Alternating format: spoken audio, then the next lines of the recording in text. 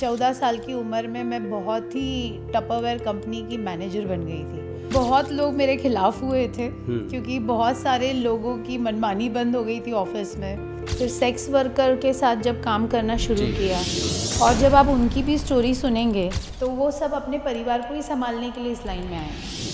तो मेरे हस्बैंड ने मुझसे बोला आप कम टू ऑफिस। मेरे हस्बैंड बॉस हैं, अपनी कंपनी है, उनने मुझे एम्प्लॉयज़ के साथ बिठाया। बहुत सारे लोग कमीशन नहीं खा पा रहे थे, चोरियां बंद हो गई थी और कुछ थोड़ा फैमिली में भी लोगों को लगने लगा था कि ये कैसे बढ़ रही आगे, इसको कैसे ले आए एज अ वुमेन। मैं किसी को उसके काम के लिए जज नहीं कर सकती, आखिर है तो वो एक महिला ही ना।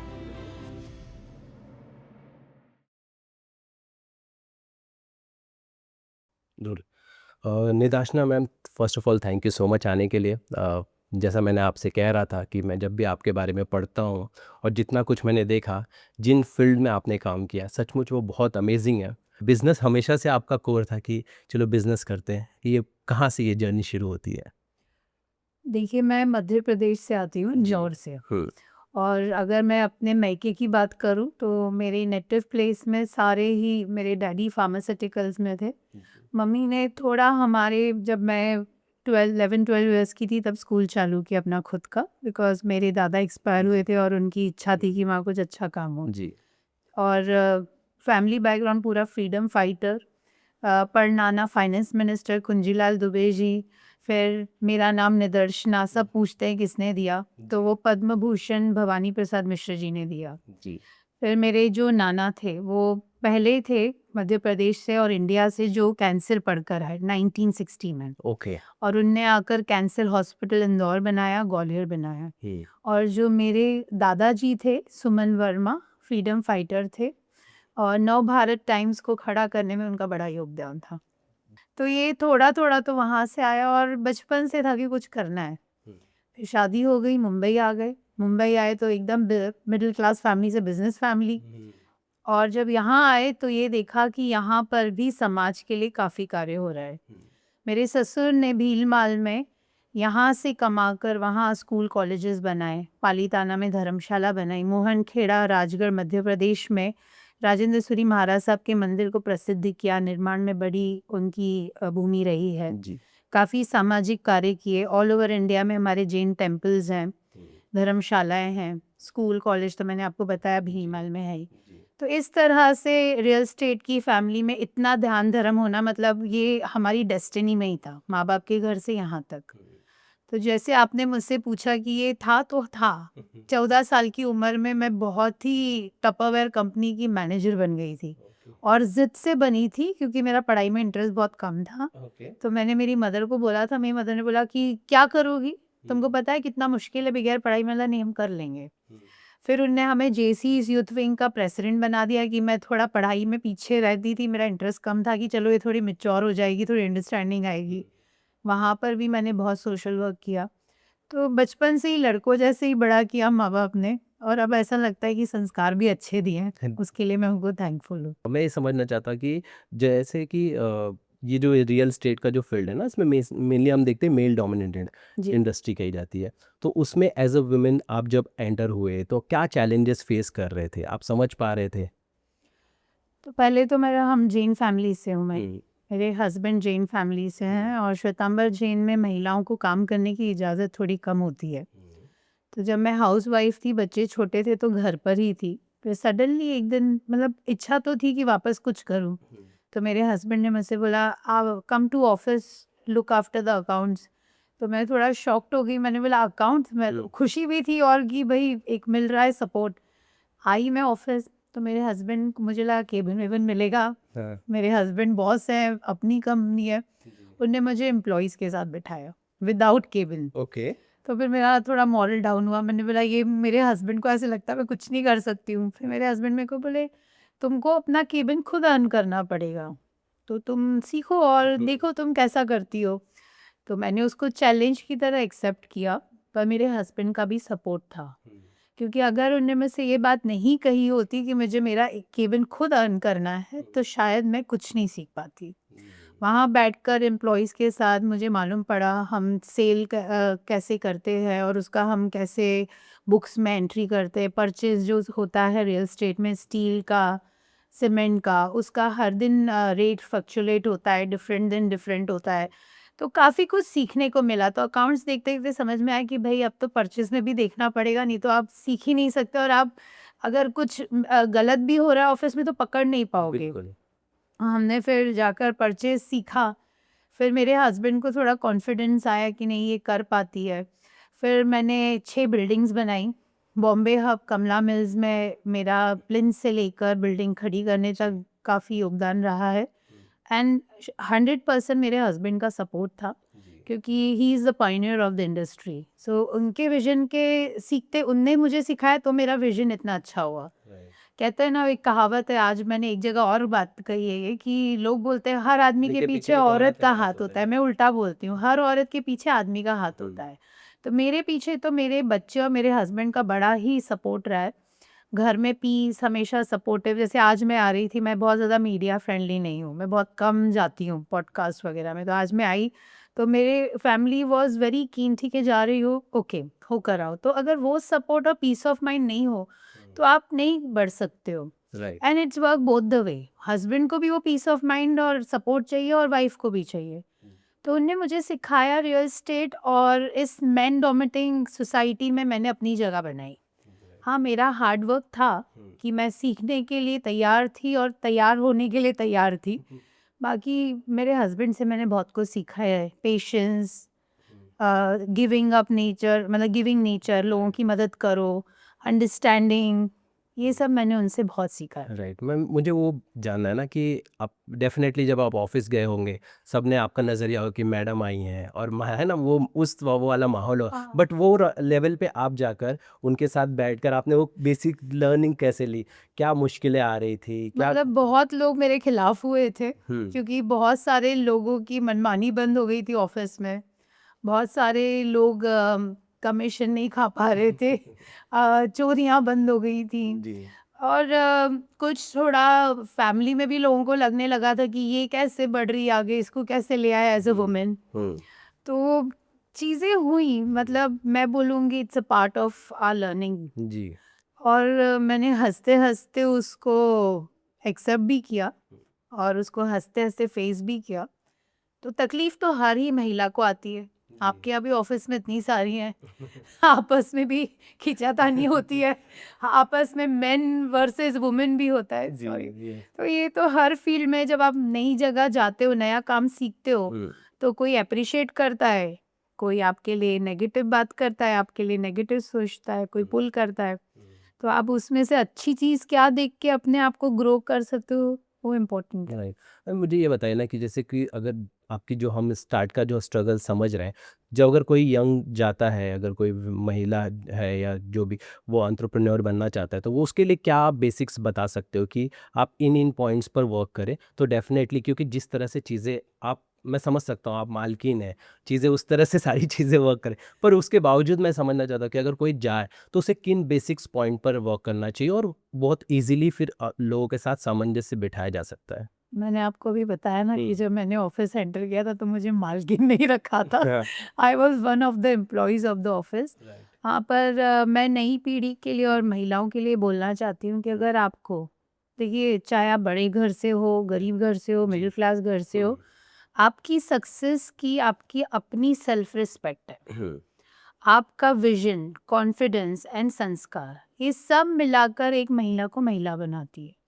बहुत बार मैं कभी जैसे भारत विकास परिषद की पैट्रॉन हूँ या मुझे टॉक्स के लिए बुलाते हैं तो बहुत महिला टॉपिक आते हैं हमारे पास। वुमेन एम्पावरमेंट, स्ट्रेंथ, एम्पावरमेंट के साथ स्ट्रेंथिंग ऑफ वुमेन। हुँ। तो मैं हमेशा एक ही चीज़ कहती हूँ कि वुमेन को कोई एम्पावरमेंट की ज़रूरत ही नहीं है। नहीं है, ओके। हम आप मुझे एक बात बताइए, अहिल्याबाई को किसने एम्पावर किया?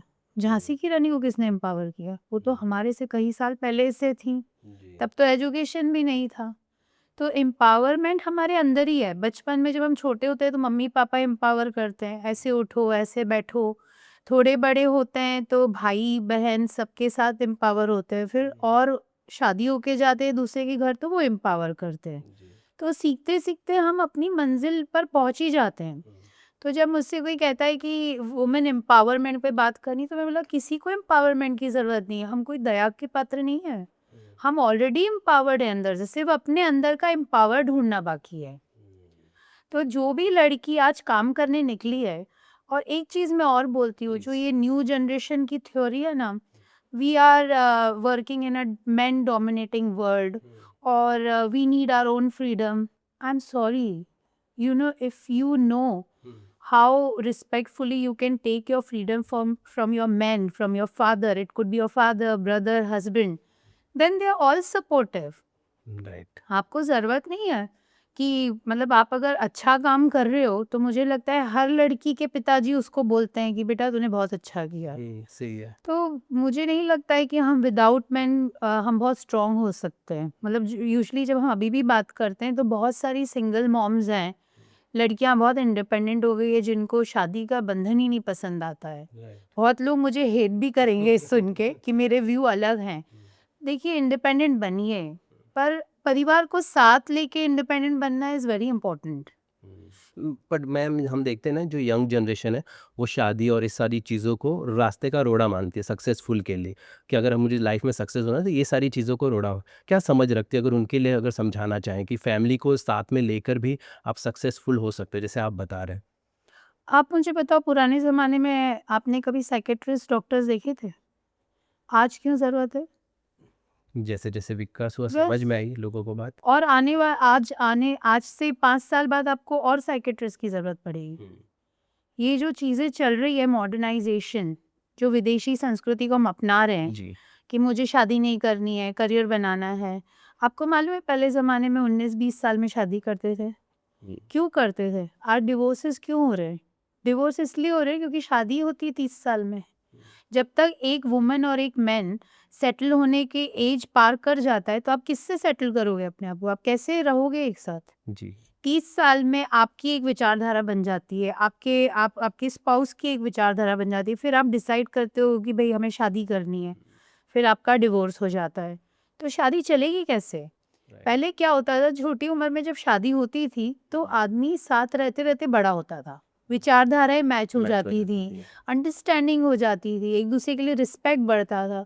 अब तो चीज़ें ही चेंज हो गई हैं। राइट।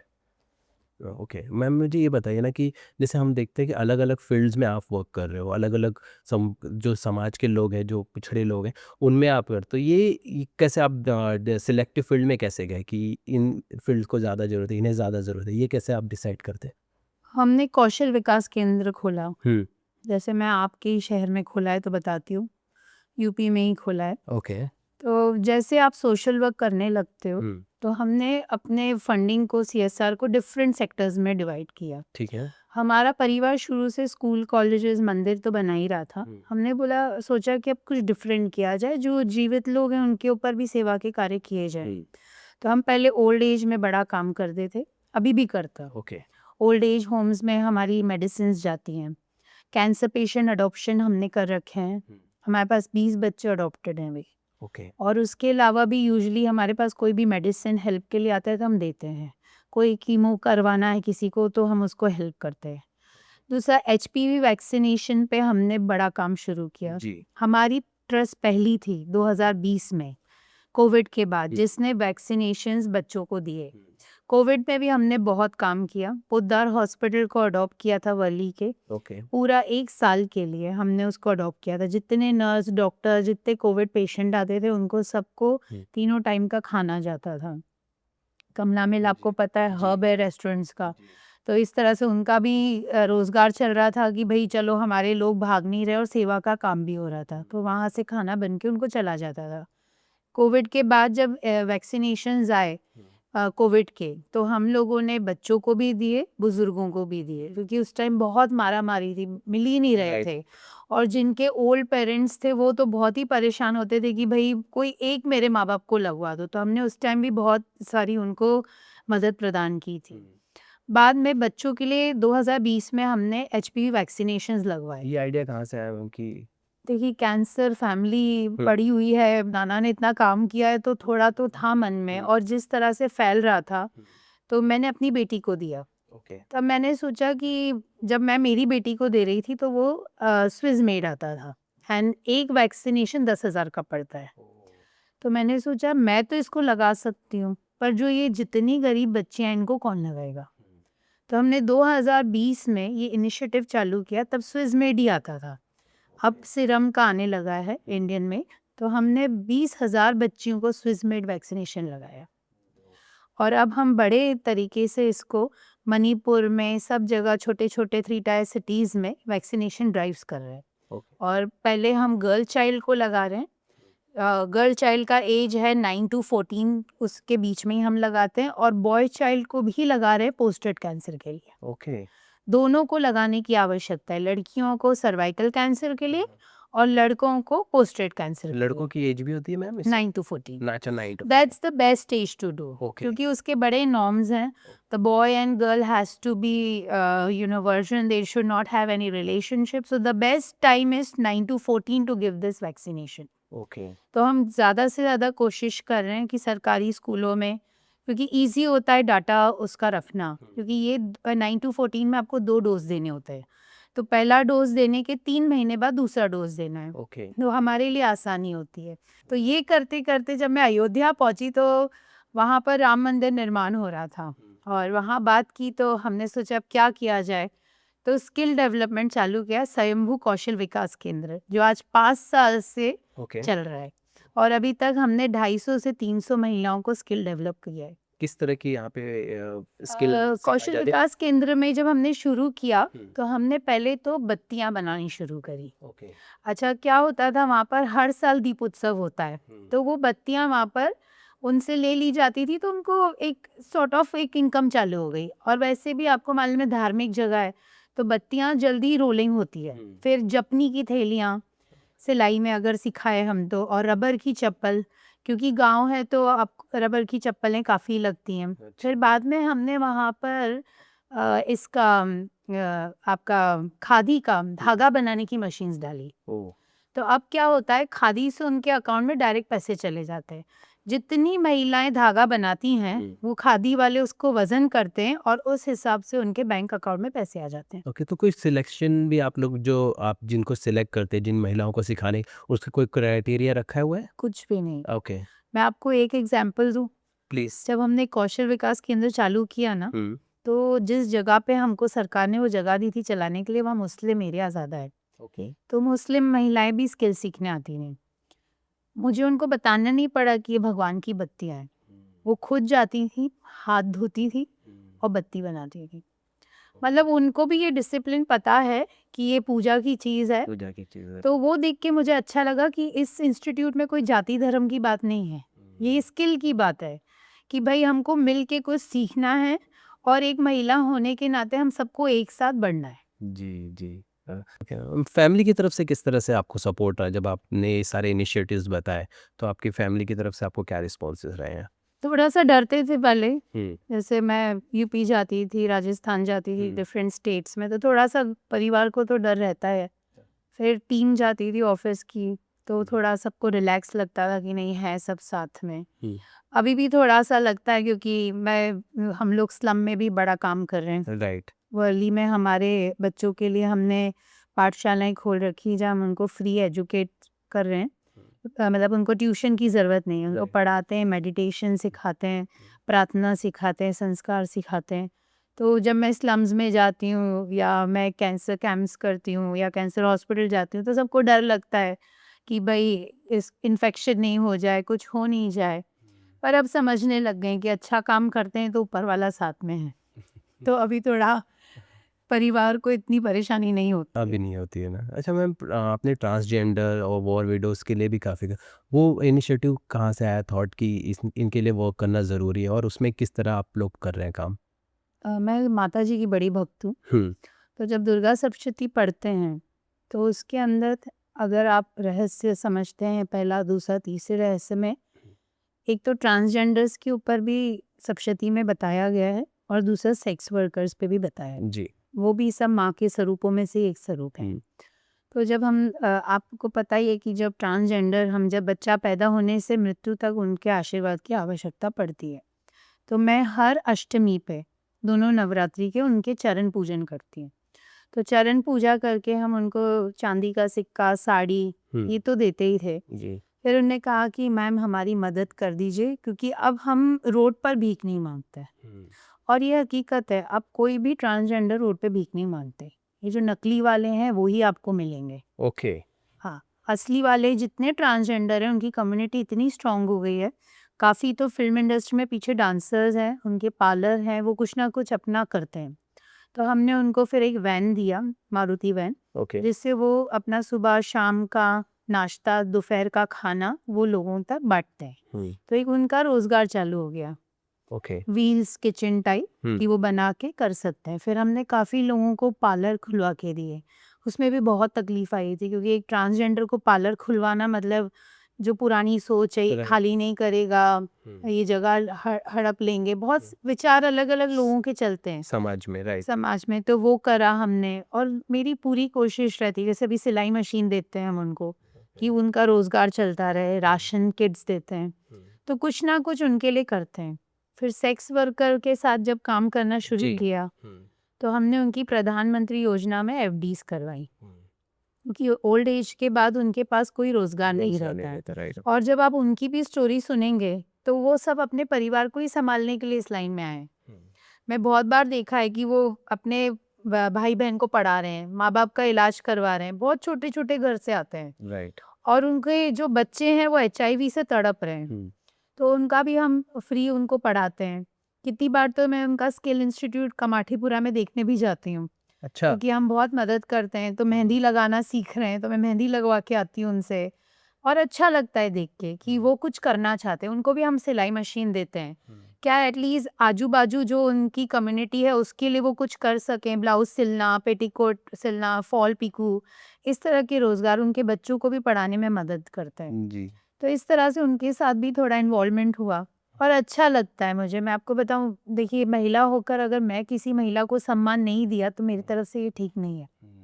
मैं किसी को उसके काम के लिए जज नहीं कर सकती, राइट आखिर है तो वो एक महिला ही ना। बिल्कुल सही और कह रहे किसकी क्या मजबूरी है मुझे नहीं मालूम, हैं। पर वो अपने घर को संभालने के लिए ये कर रही है, तो मैं सबको रिस्पेक्ट देती हूँ, चाहे वो ट्रांसजेंडर भी हो। बिल्कुल मैम करंट सिनारियो में अगर आप बता सके कि आपको कौन से फील्ड में लग रहा है कि यहाँ पे वर्क करने की ज़्यादा या आप ऐसा कुछ इनिशिएटिव लेकर आ रहे हैं फ्यूचर में जो आप इस फील्ड में काम करने वाले कि इस फील्ड में ये चीज़ें मैं देख रही हूँ और मैं अब यहाँ पर वर्क करना है मुझे सोशल मीडिया डिटॉक्स, ओके जो मेरी स्टडी है, मुझे समझ में आता है कि 5 साल के बाद, जैसे आज हम कैंसर पे बात कर रहे हैं, हम डिप्रेशन पे बात करते हैं, तो सबसे ज़्यादा मैक्सिमम चांसेस 5 साल के बाद डिप्रेशन के हुए हैं।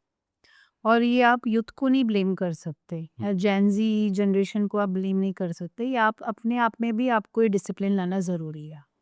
माँ बाप को भी अपनी लाइफ में डिसिप्लिन लाना ज़रूरी है। राइट देखिए, अगर आप जैसे संस्कार डालेंगे वैसे ही संस्कार बच्चों में आएंगे। अगर आज मैं पूरा दिन मोबाइल पर रील्स देख रही हूँ तो मैं बच्चों को क्या रोकूंगी?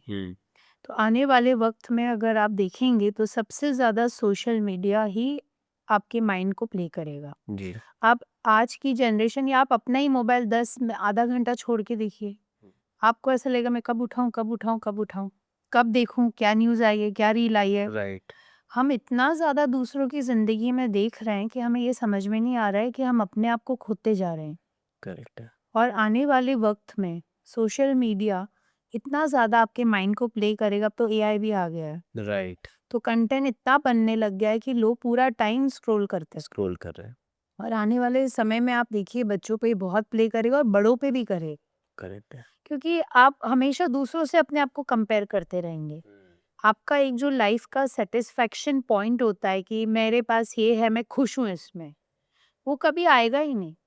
आप हमेशा चाहत रखेंगे मुझे ये करना है, मेरे को इस दूसरे की ज़िंदगी में देख के मुझे भी ये करना है।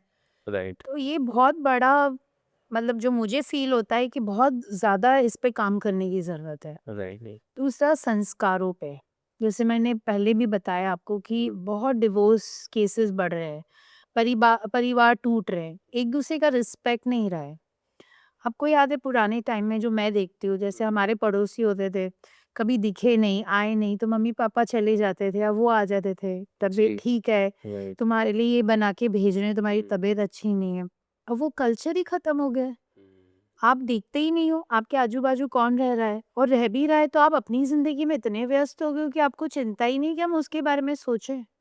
तो ये जो मैं का अहंकार आ गया है सबके अंदर, एक दिन ये भी हमारे लिए अच्छा नहीं है। सब संस्कार गुम गए हैं। विदेशी लोग हमारे संस्कारों को अपना रहे हैं और हम अपने संस्कारों से घूमते जा रहे हैं। राइट। तो ये जो आपको एक चीज़ बताऊँ कि हर एक सिटीज़न की रिस्पॉन्सिबिलिटी है, देश निर्माण करने में, व्यक्ति निर्माण करने के प्रति, ये हमारी भी ज़िम्मेदारी है। तो मुझे बोलते कोई शर्म नहीं आती कि हमारे संस्कार खोते जा रहे हैं और उसको प्लीज़ मत खोने दीजिए। ये आज रियलाइज़ नहीं हो रहा है, थोड़े दिन के बाद जब आपके बच्चे आपके साथ गलत करेंगे तब रियलाइज़ होगा कि ये संस्कार हम दे नहीं पाए। ये तो संस्कार हम आज अचानक से तो हुए, धीरे-धीरे एक जी। जो हुआ है एक नहीं, चेंज आया बिकॉज़ हम अपने आप को इतना ज़्यादा मॉडर्न और वेस्टर्न कल्चर की तरफ डाइवर्ट हो चुकी है हमारी लाइफ कि हम अपने ही कल्चर को भूल चुके हैं। देखिए, आप इतने इंटरव्यूज़ करते हैं, करेक्ट। आप इतने दिनों से मीडिया में हैं, इतनी धरोहर कल्चर की और हिस्ट्री की किस देश के पास है? डेफ़िनेटली नहीं है। हमारे यहाँ इतने धर्म हैं, जैन, मारवाड़ी, पंजाबी, सबकी प्रार्थनाएँ अलग, संस्कार अलग, धरोहर अलग, तो वो धरोहर हम अपने बच्चों को कब देंगे? जी। देखिए, सोशल मीडिया बुरा नहीं है, बहुत कन्वीनिएंट है, आप अच्छी न्यूज़ पढ़ सकते हैं, अगर आप चाहें तो मोटिवेशन थॉट्स पढ़ सकते हैं। पर आने वाले वक़्त में जो बाकी चीज़ें आप देख रहे हैं, मतलब लाइफ़ का मुझे लगता है 12 घंटे में से मिनिमम 8 घंटा तो लोग सोशल आराम मीडिया से, पे जा ही रहे हैं। आराम से। आप अपना हर फ़ोन के ऊपर वो स्क्रीन टाइम रहता है, आप चेक करिए, जी। अपना भी और बच्चों का भी। कभी-कभी तो ऐसा होगा कि आपका ज़्यादा होगा, बच्चे का कम होगा। राइट। तो वो बहुत बड़ी कंसर्न है, इस देश के लिए बहुत बड़ी कंसर्न है।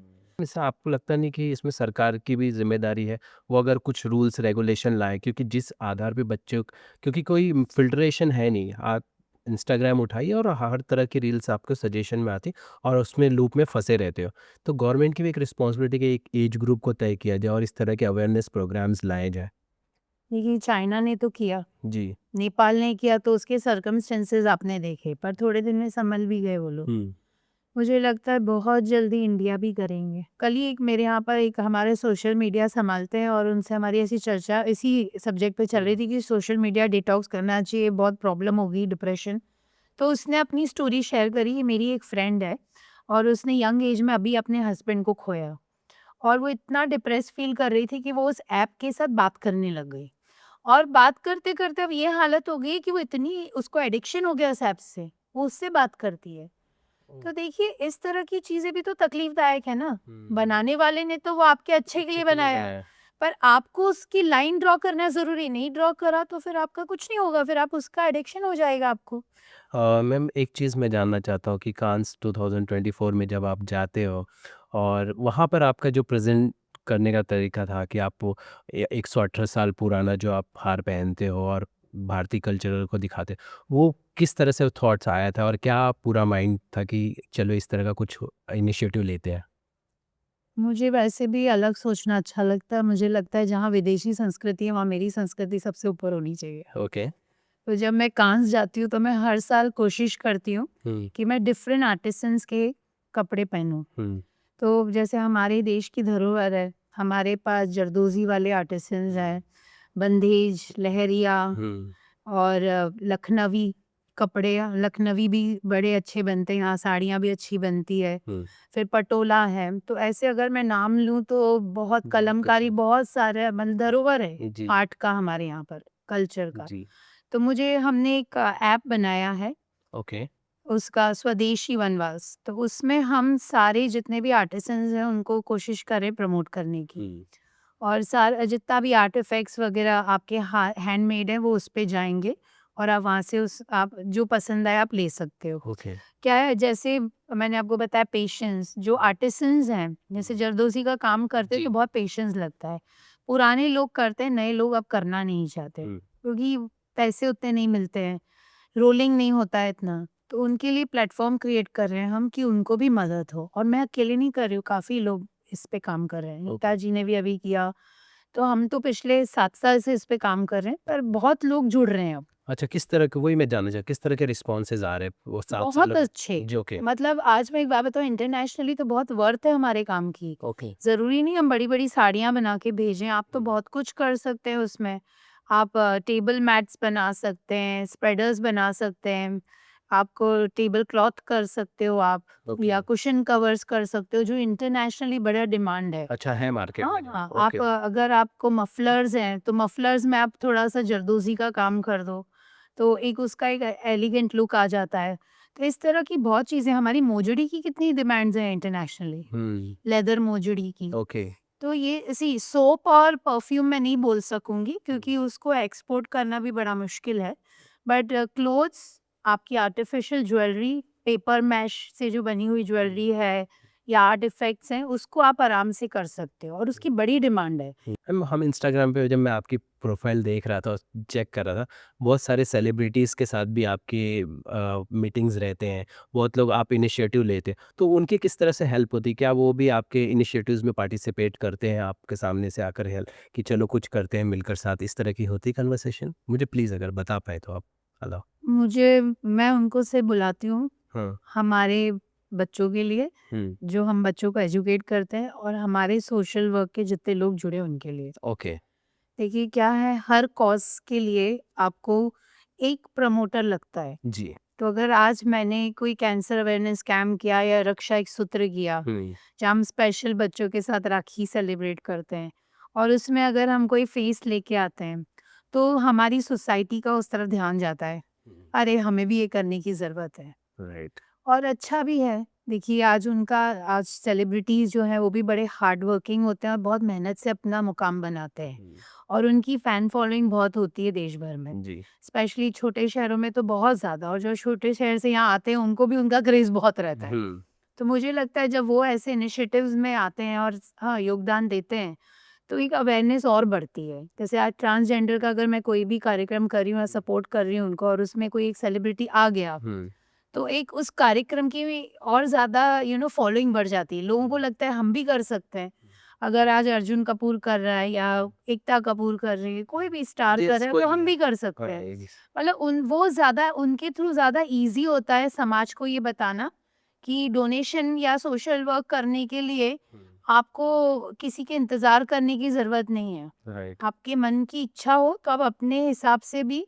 मदद दे जी। सकते हो समाज को। डेफ़िनेटली। तो इतना ही इंटरैक्शन है। अच्छा। बाकी अगर वो आते हैं प्यार से जुड़ने के लिए, तो हाँ, ऑलवेज़ वेलकम, जो कि होता नहीं है। बहुत मुश्किल से हो पाता है, और उनकी भी गलती नहीं है। उनको लगता है कि हर हर ट्रस्ट या हर एनजीओ उनका फ़ायदा लेने के लिए यहाँ पर है। हर जगह कहते हैं ना, अच्छे बुरे लोग होते हैं। जी, समझ सकता हूँ। They are also right. हाँ, हमने एक चैनल शुरू किया है, मल्टीवर्स एंटरटेनमेंट। ओके। पर वो भी इस सोच से शुरू किया था कि जितने भी लोग इस मूवी बनाने के पीछे रहते हैं, तो मेन लोगों को तो सब जानते हैं, हीरो हीरोइन, मेकअप आर्टिस्ट को कोई नहीं जानता, जी। एक्शन मैन को सब जानते हैं, आपके कोरियोग्राफर को लोग जानते हैं, पर लाइट मैन को कोई नहीं जानता, जी। और स्क्रिप्ट राइटर को कोई नहीं जानता, डायलॉग राइटर को कोई नहीं जानता। तो उनकी कहानी उनकी ज़ुबानी, इस तरह से हमने ये चैनल शुरू किया है। हम उनकी मेरी कहानी मेरी ज़ुबानी हम करते हैं। हम इस पॉडकास्ट में हमने बहुत सारी बातें की, पर मैं एक पॉजिटिव थॉट्स मैं जानना चाहूँगा जो आप चाहेंगी कि इसे देखने वाले दर्शक ज़रूर जानें और उनके दिमाग पर ये रहे ये बात। हम लोकमाता अहिल्या महिला सम्मान करते हैं, हुँ। जो हर 8 मार्च को वुमेन्स डे पे, इंटरनेशनल वुमेन्स डे पे हम करते हैं। ओके। ये भी इनिशिएटिव मैंने चालू किया था जब मुझे ये रियलाइज़ हुआ कि बड़े घर की महिलाएँ और कोई स्त्री वालों को तो अवार्ड देने वाले बहुत हैं। ओके। पर जो महिलाएँ छोटे शहरों में भी काम कर रही हैं और अच्छा काम कर रही हैं, देश निर्माण पे, सोसाइटी के लिए बहुत अच्छा काम कर रही हैं, तो उनके लिए भी कुछ प्लेटफ़ॉर्म होना चाहिए। ओके। तो लोक माता अहिल्या होलकर महिला सम्मान हमारा 5वां साल है ये, और हर साल हम हर स्टेट से ऐसी महिला को चुनते हैं जिसने बड़ी मुश्किलों से अपने आप को खड़ा किया हो यूनिक आइडिया के साथ, और ओके। दूसरी महिलाओं को रोजगार दे रही है। ओके। जैसे कुछ उदाहरण देती हूँ, जैसे इस बार हमने एक जयपुर से कूली को ला रहे हैं। अच्छा। आप कूली सुनते तो क्या समझते हैं, अरे ये कोई आदमी हो सकता है, राइट। औरत भी कूली का काम करती है। सरपंच महिला, वो भी सुनने को बहुत कम मिलता है। फिर उसके अलावा हमारे पास एक महिला थी जो कि मणिपुर में बस उलट जाती है, वहाँ की रोड्स हैं, तो वहाँ से ज़िंदा को भी और डेड बॉडीज़ को भी फ्री ऑफ कॉस्ट रेस्क्यू करती है। ओके। तो इस तरह की महिलाओं को हम पुरस्कृत करते हैं हर स्टेट से, अच्छा। जो कुछ डिफरेंट कर रहे हों। कोई एग्रीकल्चर पे काम कर रहे हैं, प्लास्टिक सेफ पे काम कर रहे हों, देश को बनाने के लिए। देखिए, मैं बताऊँ, भारत की एक धरोहर बहुत अच्छी है कि हर कोई देश निर्माण पे काम कर रहा है। राइट। इसीलिए आज तक अपना देश टिका है और महिलाएँ ही कर रही हैं, क्योंकि हर साल जब मैं प्रोफाइल्स पढ़ती हूँ तो मुझे लगता है और अच्छा कर रही हैं और अच्छा कर रही हैं, मतलब हर साल जी। डिफरेंट। तो मेरे लिए ये इनिशिएटिव मेरे दिल के बहुत करीब है। Thank you so much ma'am, thank you so much. सच में काफ़ी मज़ा आया आपसे बात करने में। बिल्कुल, मुझे हाँ। भी हर्ष जी। आप भी ऐसे खुश रहिए, हमेशा मुस्कुराते रहिए Harsh ji. Thank you so ji, much. Thank you so much.